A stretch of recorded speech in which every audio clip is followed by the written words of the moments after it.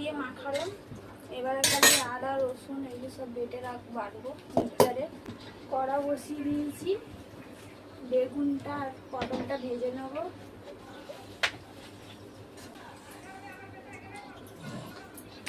তেলটা গরম হয়ে গেছে,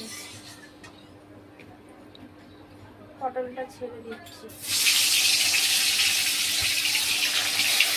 হাই বন্ধুরা, মাংস দেওয়া হয়ে গেছে, ওখানে পটল ভাজা হচ্ছে, বেগুন ভাজা হচ্ছে, শাক ভাজা হচ্ছে। এখানে আমাদের মিক্সচারে মশলাটা রেডি হয়ে গেছে। এবারে জাস্ট মাংসটার মধ্যে দিয়ে মাখিয়ে মাংসটাকে কষানো হবে।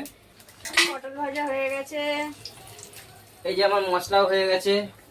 হ্যাঁ নিয়ে আসো। এই যে মশলা, মিক্সচারে মশলা হয়ে গেছে।